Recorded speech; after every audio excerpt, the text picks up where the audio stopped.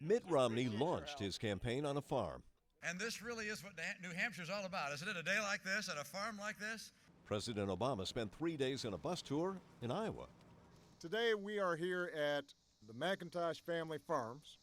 Most of the crucial swing states are farm states. And yet, what have you heard from the candidates regarding issues of farming? Very little, very little. Glenn Hurd's family has been farming in Georgia for generations. I'd like to hear that they support the programs that would help us in our bad years. To understand farm politics, first, a little on farming. Farming is full of all kinds of risk. First and foremost, you got to rely on something that's totally unreliable, the weather. And then you can spend a fortune growing a crop only to harvest it and find out the bottom has fallen out of the market. So the federal government helps farmers buy crop insurance to protect against natural disasters and pays farmers when the price of their crops drop. It's all rolled into something called the Farm Bill. Why does the government subsidize farming?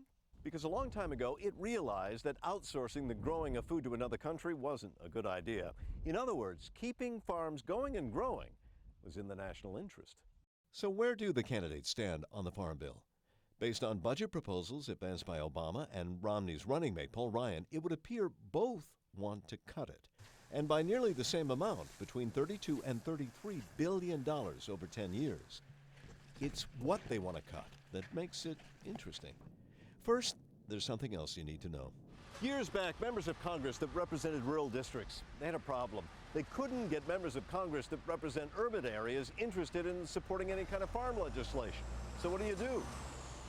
That's how food stamps became part of the Farm Bill. Today, roughly 1 of every 7 Americans uses food stamps, the program's political dynamite. Democrats want to limit cuts to food stamps by instead chopping subsidies to farmers.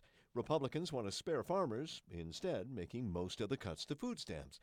But farming economist Joe Outlaw says it may not be as dire as the campaigns make it sound. Depending upon which candidate wins, obviously each party is going to say that there will be dramatic differences. But from an objective look, standing back, there will be differences, quite certainly, but I don't say that they're going to be that dramatic. Regardless of who wins, cuts are coming. The only question is whether they'll be felt by low-income families, mostly in cities, or rural families down on the farm. Martin Savidge, CNN, Brinson, Georgia.